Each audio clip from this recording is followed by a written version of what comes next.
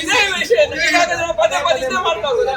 ಅಲ್ಲ, ಅಧಿಕಾರಿಗಳು ಕೇಳಿದ ಮುಂದೆ ಪ್ರತಿ ಸಲ ಈ ಹೋರಾಟ ಮಾಡೋದು ನಿಮ್ಗೂ ಟೈಮ್ ಎಷ್ಟು ನಮಗೂ ಟೈಮ್ ಎಷ್ಟು ಯಾಕೆ ಅವ್ರಿಗೆ ಗೊತ್ತಿಲ್ಲ. ಸಾಸ್ತಾನ ಟೋಲ್ಗೇಟ್ನಲ್ಲಿ ಕೋಟಾ ಜಿಲ್ಲಾ ಪಂಚಾಯತ್ ವ್ಯಾಪ್ತಿಯಲ್ಲಿರುವ ವಾಣಿಜ್ಯ ವಾಹನಗಳಿಗೆ ಟೋಲ್ ಸಂಗ್ರಹಕ್ಕೆ ಹೊರಟ ಹಿನ್ನೆಲೆ ಟೋಲ್ಗೇಟ್ ವಿರುದ್ಧ ಭಾನುವಾರ ಬೆಳಿಗ್ಗೆ ಬೃಹತ್ ಪ್ರತಿಭಟನೆ ನಡೆಯಿತು.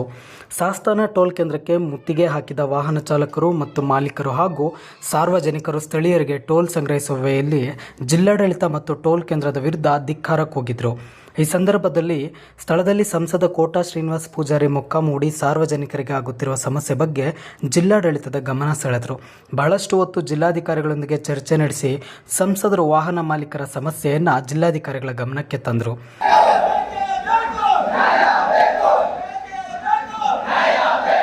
ಇಲ್ಲಿ ಮೀನು ಮಾರ್ಕೆಟ್ಗೆ ಹೋಗಬೇಕಾದ್ರೂ ಟೋಲ್ ಕೊಟ್ಟು ಹೋಗಬೇಕು, ವಾಹನಕ್ಕೆ ಪೆಟ್ರೋಲ್ ಹಾಕಬೇಕಾದ್ರೂ ಟೋಲ್ ಕೊಟ್ಟು ಹೋಗಬೇಕು. ಇಂಥ ಪರಿಸ್ಥಿತಿಯಲ್ಲಿ ಟೋಲ್ ಸಂಗ್ರಹ ಅನ್ನೋದು ಸರಿಯಲ್ಲ. ಮೊದಲಿನಂತೆ ಕೋಟಾ ಜಿಲ್ಲಾ ಪಂಚಾಯತ್ ವ್ಯಾಪ್ತಿಯಲ್ಲಿ ಟೋಲ್ ವಿನಾಯಿತಿ ನೀಡಬೇಕೆಂದು ಜಿಲ್ಲಾಧಿಕಾರಿಗಳಿಗೆ ಸೂಚನೆ ನೀಡಿದರು. ಆದರೆ ಇದಕ್ಕೆ ಒಪ್ಪದ ಜಿಲ್ಲಾಧಿಕಾರಿಗಳು ವಾಣಿಜ್ಯ ವಾಹನಗಳಿಗೆ ಟೋಲ್ ವಿನಾಯಿತಿ ನೀಡೋಕ್ಕೆ ಸಾಧ್ಯ ಇಲ್ಲ ಅಂದರು. ಇದರಿಂದ ಪ್ರತಿಭಟನೆ ಕಾವು ಮತ್ತಷ್ಟು ಹೆಚ್ಚಾಯಿತು.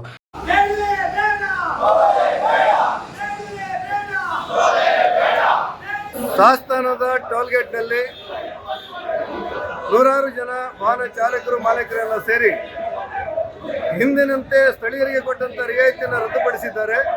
ಆ ಕಾರಣಕ್ಕೆ ನಾವೆಲ್ಲ ಪ್ರತಿಭಟನೆ ಮಾಡ್ತೇವೆ ಅಂತೇಳಿ ಕೂತ್ಕೊಂಡಿದ್ದಾರೆ. ಸುದೀರ್ಘವಾದಂಥ ಚರ್ಚೆಯ ನಂತರ ಇಲ್ಲಿಯ ಕಂಪನಿಯ ಮಾಲೀಕರು, ಟೋಲ್ಗೇಟ್ನ ಮಾಲೀಕರು, ಜಿಲ್ಲಾಧಿಕಾರಿಯವರು, SP ಅವರು ನಮ್ಮೆಲ್ಲರ ಜೊತೆ ಮಾತಾಡಿ 30ನೇ ತಾರೀಕು, ಈ ತಿಂಗಳ 30ನೇ ತಾರೀಕಿಗೆ, ಅಂದರೆ ಇವತ್ತು 21 ಅಂತ ಇದ್ದರೆ 30ನೇ ತಾರೀಕಿಗೆ ನಾವೆಲ್ಲ ಜನಪ್ರತಿನಿಧಿಗಳ ಮತ್ತು ಅಧಿಕಾರಿಗಳ ಮೀಟಿಂಗ್ ಕರೀತೇವೆ.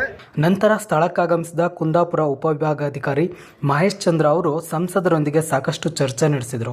ಅಲ್ಲಿನ ಪರಿಸ್ಥಿತಿ ಬಗ್ಗೆ ಮಾಹಿತಿ ನೀಡಿದ ಸಂಸದರು ಟೋಲ್ ಗೇಟ್ ಪಕ್ಕದಲ್ಲಿ ಸರ್ವಿಸ್ ರೋಡ್ ನೀಡಬೇಕು, ಆ ರಸ್ತೆ ಕೂಡ ಇಲ್ಲಿಲ್ಲ, ನೀವು ಟೋಲ್ ಪಡಿತೀರಾ ಅಂದರೆ ಅದರಲ್ಲಿ ಯಾವ ಅರ್ಥ ಇದೆ ಅಂತ ಪ್ರಶ್ನೆ ಮಾಡಿದರು.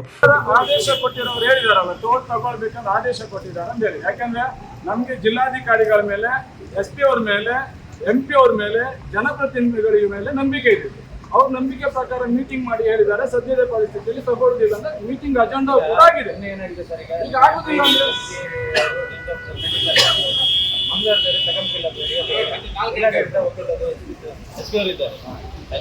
ಈಗ ನಮ್ಗೆ ಅವ್ರ ಗಮನಕ್ಕೆ ಬರಲ್ಲ, ನಮ್ಗೆ ಇಂಟಿಮೇಷನ್ ಇಲ್ಲ ಅಂತ ಹೇಳೋಕ್ಕಾಗುತ್ತೆ.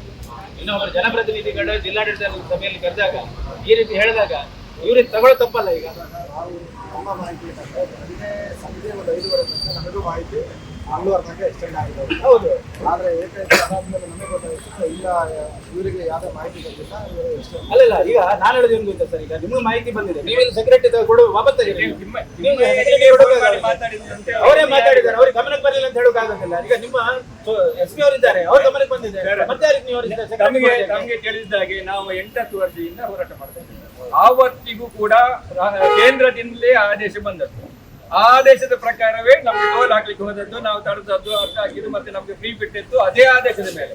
ಈಗ ಮತ್ತೆ ಮೇಲಿಂದ ಆದೇಶ ಅಂದ್ರೆ ಅಮೆರಿಕದಿಂದ ಟ್ರಂಪ್ ಇನ್ನಾದಕ್ಕೆ ಅವ ಕಳಿಸಿದ್ದಲ್ಲ, ನಮ್ಮ ದೇಶದ ಆದೇಶವೇ. 100 ಆದೇಶ ಬಂದಿತ್ತು, 100 ಆದೇಶ ನಮ್ಮ ಹತ್ರ ಫೈಲ್ ನಾವು ಕೊಡ್ತೇವೆ. ಆಯ್ತಾ, ಎಲ್ಲ ಆದೇಶ ಇಲ್ಲಿ ಲೋಕಲ್ಗೆ ತೊಂದರೆ ಆಯ್ತು, ಅದನ್ನ ಕಂಡು ಕಂಪ್ಲೇಂಟ್ ಮಾಡಿ ಅವರು ನಮ್ಗೆ ಒಂದು ನ್ಯಾಯ ಕೊಟ್ಟಿದ್ದು.